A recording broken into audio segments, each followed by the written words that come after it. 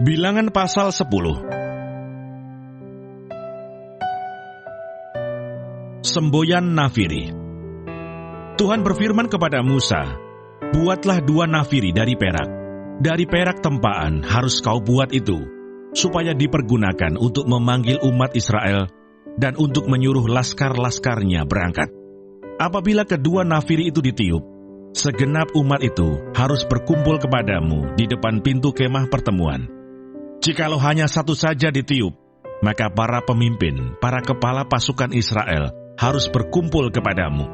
Apabila kamu meniup tanda semboyan, maka haruslah berangkat laskar-laskar yang berkemah di sebelah timur.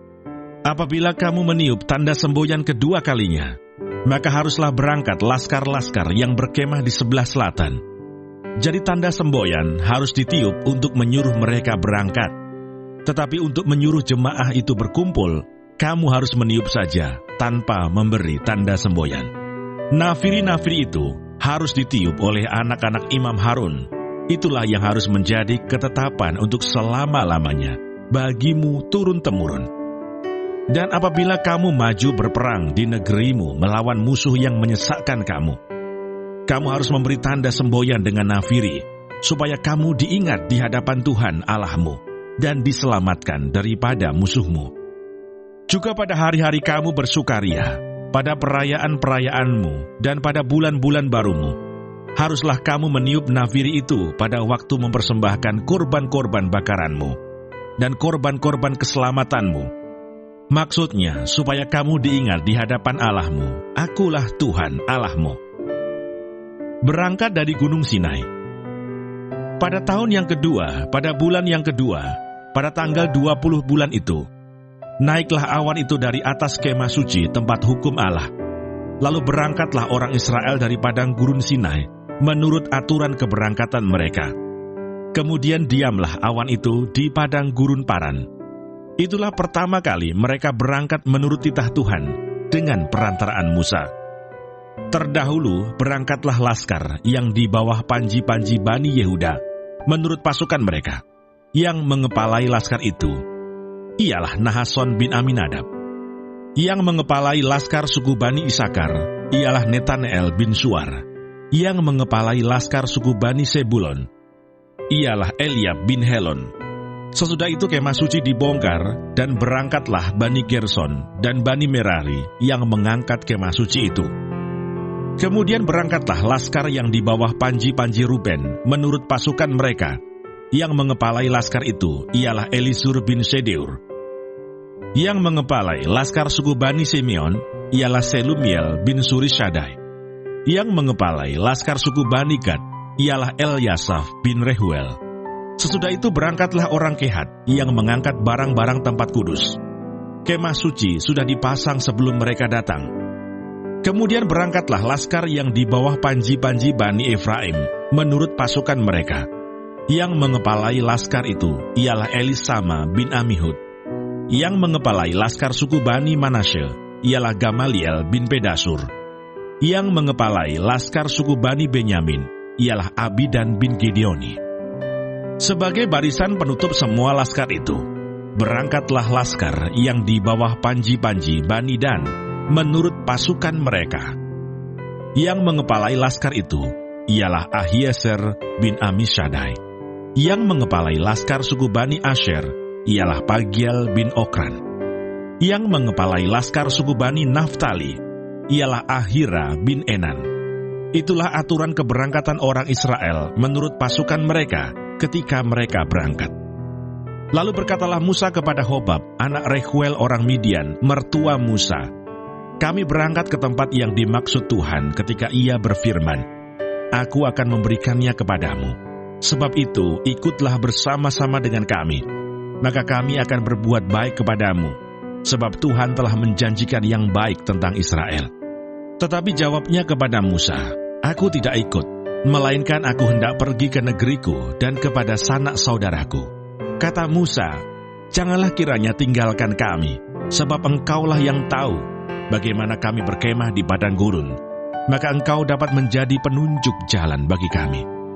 Jika engkau ikut bersama-sama dengan kami, maka kebaikan yang akan dilakukan Tuhan kepada kami, akan kami lakukan juga kepadamu. Lalu berangkatlah mereka dari gunung Tuhan, dan berjalan 3 hari perjalanan jauhnya.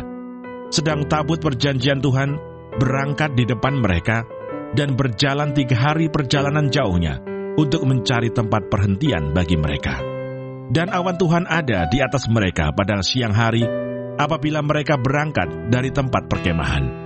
Apabila tabut itu berangkat, berkatalah Musa, "Bangkitlah Tuhan, supaya musuhmu berserak dan orang-orang yang membenci engkau melarikan diri dari hadapanmu."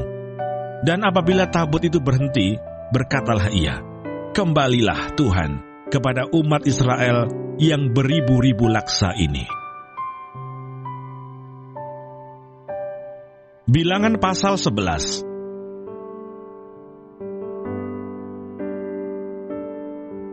Api Tuhan. Pada suatu kali, bangsa itu bersungut-sungut di hadapan Tuhan tentang nasib buruk mereka. Dan ketika Tuhan mendengarnya, bangkitlah murkanya, kemudian menyalalah api Tuhan di antara mereka, dan merajalela di tepi tempat perkemahan. Lalu berteriaklah bangsa itu kepada Musa, dan Musa berdoa kepada Tuhan, maka padamlah api itu. Sebab itu, orang menamai tempat itu Tabera, karena telah menyala api Tuhan di antara mereka. Tuhan berjanji memberi daging. Orang-orang bajingan yang ada di antara mereka kemasukan nafsu rakus, dan orang Israel pun menangislah pula serta berkata, "Siapakah yang akan memberi kita makan daging? Kita teringat kepada ikan yang kita makan di Mesir dengan tidak bayar apa-apa, kepada mentimun dan semangka, bawang prei, bawang merah dan bawang putih. Tetapi sekarang kita kurus kering, tidak ada sesuatu apapun, kecuali mana ini saja yang kita lihat. Adapun mana itu seperti ketumbar, dan kelihatannya seperti damar bedolah." Bangsa itu berlari kian kemari untuk memungutnya, lalu menggilingnya dengan batu kilangan, atau menumbuknya dalam lumpang. Mereka memasaknya dalam periuk, dan membuatnya menjadi roti bundar. Rasanya seperti rasa panganan yang digoreng. Dan apabila embun turun di tempat perkemahan pada waktu malam, maka turunlah juga mana di situ. Ketika Musa mendengar bangsa itu, yaitu orang-orang dari setiap kaum, menangis di depan pintu kemahnya, bangkitlah murka Tuhan dengan sangat, dan hal itu dipandang jahat oleh Musa. Lalu berkatalah Musa kepada Tuhan, "Mengapa kau perlakukan hamba-Mu ini dengan buruk? Dan mengapa aku tidak mendapat kasih karunia di mata-Mu, sehingga Engkau membebankan kepadaku tanggung jawab atas seluruh bangsa ini? Akulah yang mengandung seluruh bangsa ini, atau akulah yang melahirkannya, sehingga Engkau berkata kepadaku, pangkulah dia seperti pak pengasuh memangku anak yang menyusu. Berjalan ke tanah yang kau janjikan dengan bersumpah kepada nenek moyangnya. Dari manakah aku mengambil daging untuk diberikan kepada seluruh bangsa ini? Sebab mereka menangis kepadaku dengan berkata, berilah kami daging untuk dimakan. Aku seorang diri tidak dapat memikul tanggung jawab atas seluruh bangsa ini, sebab terlalu berat bagiku. Jika engkau berlaku demikian kepadaku, sebaiknya engkau membunuh aku saja, jika aku mendapat kasih karunia di mata-Mu, supaya aku tidak harus melihat celakaku. Lalu berfirmanlah Tuhan kepada Musa, kumpulkanlah di hadapanku dari antara para tua-tua Israel 70 orang, yang kau ketahui menjadi tua-tua bangsa dan pengatur pasukannya. Kemudian bawalah mereka ke kemah pertemuan, supaya mereka berdiri di sana bersama-sama dengan engkau. Maka aku akan turun dan berbicara dengan engkau di sana. Lalu sebagian dari roh yang hinggap padamu itu akan kuambil dan kutaruh atas mereka. Maka mereka bersama-sama dengan engkau akan memikul tanggung jawab atas bangsa itu. Jadi tidak usah lagi engkau seorang diri memikulnya. Tetapi kepada bangsa itu haruslah kau katakan, kuduskanlah dirimu untuk besok. Maka kamu akan makan daging, sebab kamu telah menangis di hadapan Tuhan dengan berkata, siapakah yang akan memberi kami makan daging? Begitu baik keadaan kita di Mesir, bukan? Tuhan akan memberi kamu daging untuk dimakan. Bukan hanya 1 hari kamu akan memakannya, bukan 2 hari, bukan 5 hari, bukan 10 hari, bukan 20 hari, tetapi genap sebulan lamanya, sampai keluar dari dalam hidungmu dan sampai kamu muak, karena kamu telah menolak Tuhan yang ada di tengah-tengah kamu, dan menangis di hadapannya dengan berkata, "Untuk apakah kita keluar dari Mesir?" Tetapi kata Musa, "Bangsa yang ada bersama aku ini berjumlah 600.000 orang berjalan kaki. Namun engkau berfirman, daging akan kuberikan kepada mereka, dan genap sebulan lamanya mereka akan memakannya. Dapatkah sekian banyak kambing domba dan lembu sapi disembelih bagi mereka, sehingga mereka mendapat cukup? Atau dapatkah ditangkap segala ikan di laut bagi mereka, sehingga mereka mendapat cukup?" Tetapi Tuhan menjawab Musa, "Masakan kuasa Tuhan akan kurang untuk melakukan itu? Sekarang engkau akan melihat apakah firman-Ku terjadi kepadamu atau tidak." Ke-70 orang tua-tua. Setelah Musa datang keluar, disampaikannya firman Tuhan itu kepada bangsa itu. Ia mengumpulkan 70 orang dari para tua-tua bangsa itu dan menyuruh mereka berdiri di sekeliling kemah. Lalu turunlah Tuhan dalam awan dan berbicara kepada Musa. Kemudian diambilnya sebagian dari roh yang hinggap padanya dan ditaruhnya atas ke-70 tua-tua itu. Ketika roh itu hinggap pada mereka, kepenuhanlah mereka seperti nabi. Tetapi sesudah itu tidak lagi. Masih ada 2 orang tinggal di tempat perkemahan. Yang seorang bernama Eldad, yang lain bernama Medad. Ketika roh itu hinggap pada mereka, mereka itu termasuk orang-orang yang dicatat, tetapi tidak turut pergi ke kemah. Maka kepenuhanlah mereka seperti nabi di tempat perkemahan. Lalu berlarilah seorang muda memberitahukan kepada Musa, Eldad dan Medad kepenuhan seperti nabi di tempat perkemahan. Maka menjawablah Yosua bin Nun, yang sejak mudanya menjadi abdi Musa, "Tuanku Musa, cegahlah mereka." Tetapi Musa berkata kepadanya, "Apakah engkau begitu giat mendukung diriku? Kalau seluruh umat Tuhan menjadi nabi, oleh karena Tuhan memberi rohnya hinggap kepada mereka." Kemudian kembalilah Musa ke tempat perkemahan, dia dan para tua-tua Israel. Burung puyuh. Lalu bertiuplah angin yang dari Tuhan asalnya. Dibawanya lah burung-burung puyuh dari sebelah laut, dan dihamburkannya ke atas tempat perkemahan dan di sekelilingnya, kira-kira sehari perjalanan jauhnya ke segala penjuru, dan kira-kira 2 hasta tingginya dari atas muka bumi. Lalu sepanjang hari dan sepanjang malam itu, dan sepanjang hari esoknya, bangkitlah bangsa itu mengumpulkan burung-burung puyuh itu.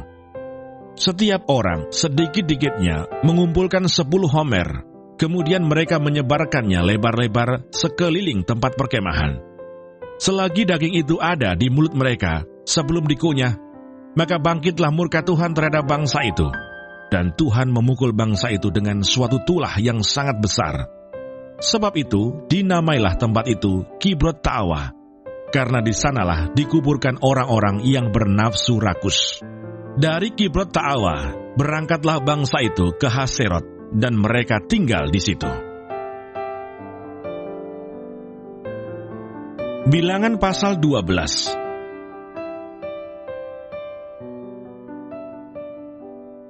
Pemberontakan Miriam dan Harun.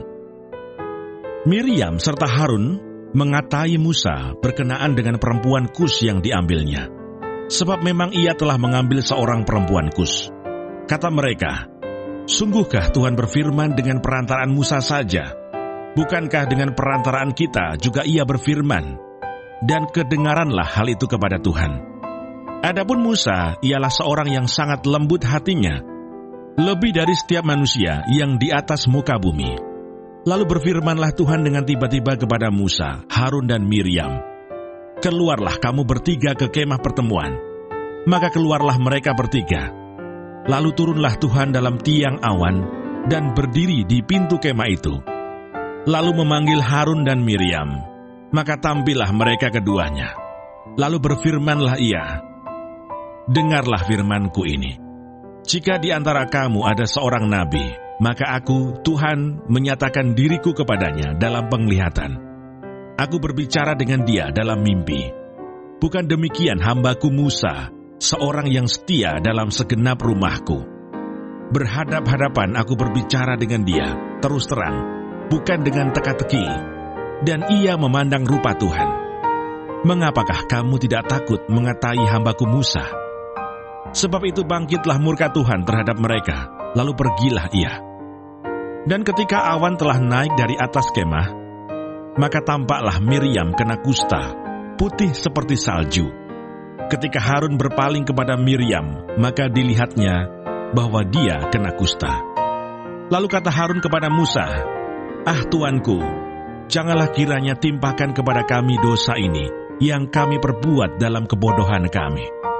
Janganlah kiranya dibiarkan dia sebagai anak gugur, yang pada waktu keluar dari kandungan ibunya, sudah setengah busuk dagingnya."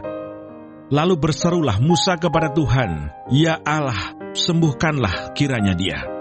Kemudian berfirmanlah Tuhan kepada Musa, "Sekiranya ayahnya meludahi mukanya, tidakkah ia mendapat malu selama 7 hari? Biarlah dia selama 7 hari dikucilkan keluar tempat berkemahan. Kemudian bolehlah ia diterima kembali."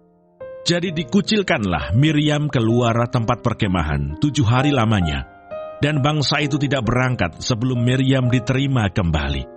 Kemudian berangkatlah mereka dari Haserot dan berkemah di padang gurun Paran. Bilangan pasal 13. Ke-12 pengintai. Tuhan berfirman kepada Musa, "Suruhlah beberapa orang mengintai tanah Kanaan yang akan kuberikan kepada orang Israel. Dari setiap suku nenek moyang mereka, haruslah kau suruh seorang, semuanya pemimpin-pemimpin di antara mereka." Lalu Musa menyuruh mereka dari padang gurun Paran sesuai dengan titah Tuhan.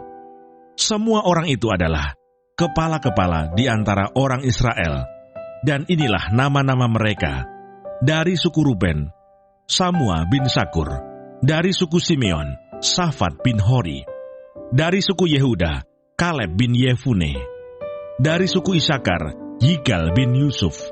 Dari suku Efraim, Hosea bin Nun. Dari suku Benyamin, Palti bin Rafu. Dari suku Sebulon, Gadiel bin Sodi. Dari suku Yusuf, yakni dari suku Manasye, Gadi bin Susi. Dari suku Dan, Amiel bin Gemali. Dari suku Asher, Setur bin Mikael. Dari suku Naftali, Nahbi bin Wofsi. Dari suku Gad, Guel bin Maki. Itulah nama orang-orang yang disuruh Musa untuk mengintai negeri itu. Dan Musa menamai Hosea bin Nun itu Yosua. Maka Musa menyuruh mereka untuk mengintai tanah Kanaan. Katanya kepada mereka, "Pergilah dari sini ke tanah Negeb dan naiklah ke pegunungan, dan amat-amatilah bagaimana keadaan negeri itu. Apakah bangsa yang mendiaminya kuat atau lemah? Apakah mereka sedikit atau banyak? Dan bagaimana negeri yang didiaminya? Apakah baik atau buruk? Bagaimana kota-kota yang didiaminya?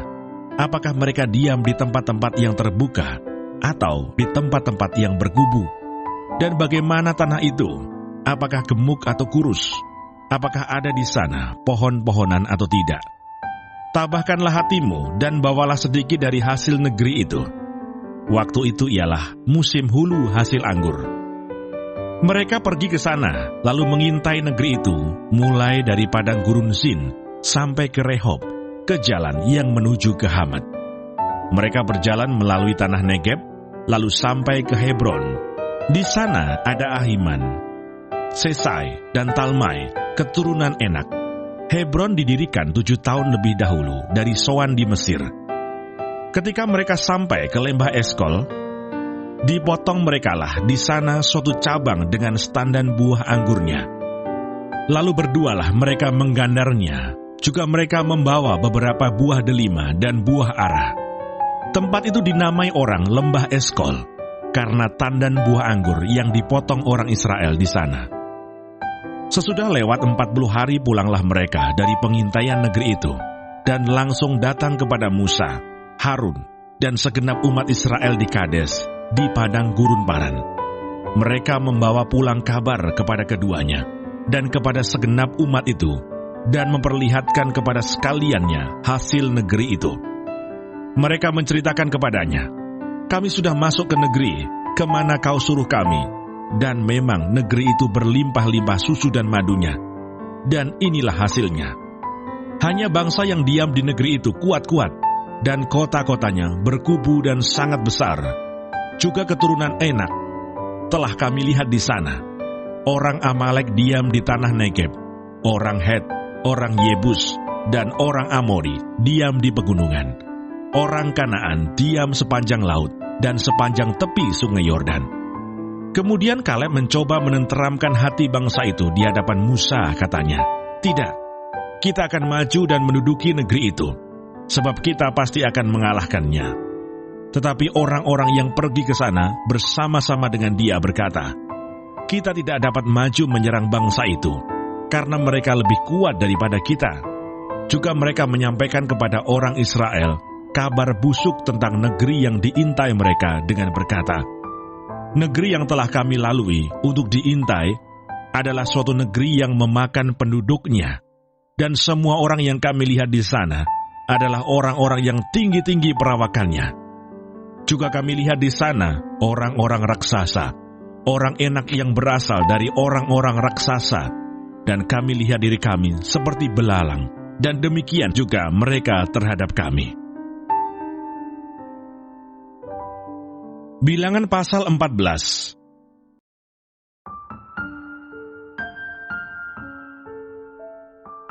Pemberontakan umat Israel. Lalu segenap umat itu mengeluarkan suara nyaring, dan bangsa itu menangis pada malam itu. Bersungut-sungutlah semua orang Israel kepada Musa dan Harun. Dan segenap umat itu berkata kepada mereka, "Ah, sekiranya kami mati di tanah Mesir, atau di padang gurun ini. Mengapakah Tuhan membawa kami ke negeri ini, supaya kami tewas oleh pedang, dan istri serta anak-anak kami menjadi tawanan? Bukankah lebih baik kami pulang ke Mesir?" Dan mereka berkata seorang kepada yang lain, "Baiklah, kita mengangkat seorang pemimpin, lalu pulang ke Mesir." Lalu sujudlah Musa dan Harun di depan mata seluruh jemaah Israel yang berkumpul di situ. Tetapi Yosua bin Nun dan Kaleb bin Yefune, yang termasuk orang-orang yang telah mengintai negeri itu, mengoyakkan pakaiannya dan berkata kepada segenap umat Israel, "Negeri yang kami lalui untuk diintai itu adalah luar biasa baiknya. Jika Tuhan berkenan kepada kita, maka Ia akan membawa kita masuk ke negeri itu dan akan memberikannya kepada kita. Suatu negeri yang berlimpah-limpah susu dan madunya. Hanya janganlah memberontak kepada Tuhan, dan janganlah takut kepada bangsa negeri itu. Sebab mereka akan kita telan habis. Yang melindungi mereka sudah meninggalkan mereka. Sedang Tuhan menyertai kita. Janganlah takut kepada mereka." Lalu segenap umat itu mengancam hendak melontari kedua orang itu dengan batu. Tetapi tampaklah kemuliaan Tuhan di kemah pertemuan kepada semua orang Israel. Tuhan berfirman kepada Musa, "Berapa lama lagi bangsa ini menista aku? Dan berapa lama lagi mereka tidak mau percaya kepadaku, sekalipun sudah ada segala tanda mujizat yang kulakukan di tengah-tengah mereka? Aku akan memukul mereka dengan penyakit sampar dan melenyapkan mereka. Tetapi engkau akan kubuat menjadi bangsa yang lebih besar dan lebih kuat daripada mereka." Lalu berkatalah Musa kepada Tuhan, "Jikalau hal itu kedengaran kepada orang Mesir, padahal engkau telah menuntun bangsa ini dengan kekuatanmu dari tengah-tengah mereka, mereka akan bercerita kepada penduduk negeri ini yang telah mendengar bahwa engkau, Tuhan, ada di tengah-tengah bangsa ini, dan bahwa engkau, Tuhan, menampakkan dirimu kepada mereka dengan berhadapan muka, waktu awanmu berdiri di atas mereka, dan waktu engkau berjalan mendahului mereka di dalam tiang awan pada waktu siang, dan di dalam tiang api pada waktu malam. Jadi jikalau engkau membunuh bangsa ini sampai habis, maka bangsa-bangsa yang mendengar kabar tentang engkau itu nanti berkata, oleh karena Tuhan tidak berkuasa membawa bangsa ini masuk ke negeri yang dijanjikannya dengan bersumpah kepada mereka, maka Ia menyembelih mereka di padang gurun. Jadi sekarang biarlah kiranya kekuatan Tuhan itu nyata kebesarannya, seperti yang kau firmankan, Tuhan itu berpanjangan, sabar, dan kasih setianya berlimpah-limpah. Ia mengampuni kesalahan dan pelanggaran, tetapi sekali-kali tidak membebaskan orang yang bersalah dari hukuman. Bahkan ia membalaskan kesalahan bapa kepada anak-anaknya, kepada keturunan yang ketiga dan keempat. Ampunilah kiranya kesalahan bangsa ini sesuai dengan kebesaran kasih setiamu, seperti Engkau telah mengampuni bangsa ini mulai dari Mesir sampai kemari. Berfirmanlah Tuhan, Aku mengampuninya sesuai dengan permintaan-Mu. Hanya demi Aku yang hidup dan kemuliaan Tuhan memenuhi seluruh bumi. Semua orang yang telah melihat kemuliaan-Ku dan tanda-tanda mukjizat yang Kuperbuat di Mesir dan di padang gurun, namun telah 10 kali mencobai Aku dan tidak mau mendengarkan suaraku, pastilah tidak akan melihat negeri yang Kujanjikan dengan bersumpah kepada nenek moyang mereka. Semua yang menista Aku ini tidak akan melihatnya, tetapi hamba-Ku Kaleb, karena lain jiwa yang ada padanya, dan ia mengikut Aku dengan sepenuhnya, akan Kubawa masuk ke negeri yang telah dimasukinya itu, dan keturunannya akan memilikinya. Orang Amalek dan orang Kanaan diam di lembah. Sebab itu, berpalinglah besok dan berangkatlah ke padang gurun, ke arah Laut Teberau. Lagi berfirmanlah Tuhan kepada Musa dan Harun, berapa lama lagi umat yang jahat ini akan bersungut-sungut kepadaku? Segala sesuatu yang disungut-sungutkan orang Israel kepadaku telah kudengar. Katakanlah kepada mereka, demi Aku yang hidup, demikianlah firman Tuhan, bahwasanya seperti yang kamu katakan di hadapanku, demikianlah akan Kulakukan kepadamu.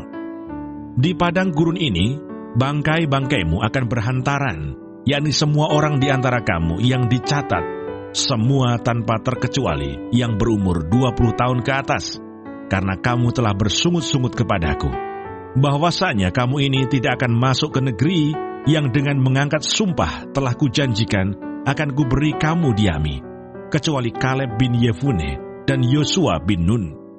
Tentang anak-anakmu yang telah kamu katakan, mereka akan menjadi tawanan, merekalah yang akan Kubawa masuk, supaya mereka mengenal negeri yang telah kamu hinakan itu. Tetapi mengenai kamu, bangkai-bangkaimu akan berhantaran di padang gurun ini, dan anak-anakmu akan mengembara sebagai pengembala di padang gurun 40 tahun lamanya, dan akan menanggung akibat ketidaksetiaan, sampai bangkai-bangkaimu habis di padang gurun. Sesuai dengan jumlah hari yang kamu mengintai negeri itu, yakni 40 hari, 1 hari dihitung 1 tahun, jadi 40 tahun lamanya, kamu harus menanggung akibat kesalahanmu, supaya kamu tahu rasanya, jika Aku berbalik daripadamu. Aku, Tuhan, yang berkata demikian.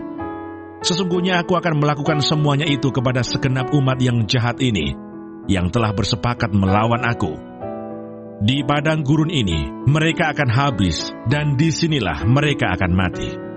Adapun orang-orang yang telah disuruh Musa untuk mengintai negeri itu, yang sudah pulang dan menyebabkan segenap umat itu bersungut-sungut kepada Musa, dengan menyampaikan kabar busuk tentang negeri itu, orang-orang itu mati, kena tulah di hadapan Tuhan.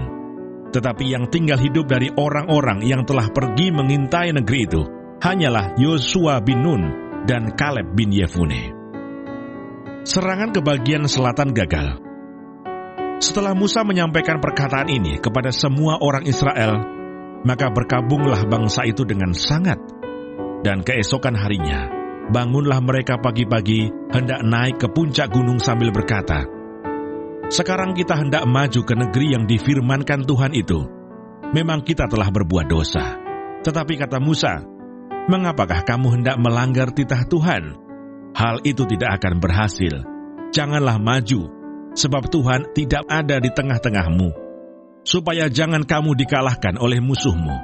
Sebab orang Amalek dan orang Kanaan ada di sana di depanmu, dan kamu akan tewas oleh pedang. Dari sebab kamu berbalik membelakangi Tuhan, maka Tuhan tidak akan menyertai kamu." Meskipun demikian, mereka nekat naik ke puncak gunung itu. Tetapi tabut perjanjian Tuhan dan Musa juga tidaklah meninggalkan tempat perkemahan. Lalu turunlah orang Amalek dan orang Kanaan yang mendiami pegunungan itu dan menyerang mereka. Kemudian orang-orang itu mencerai-beraikan mereka sampai ke Horma.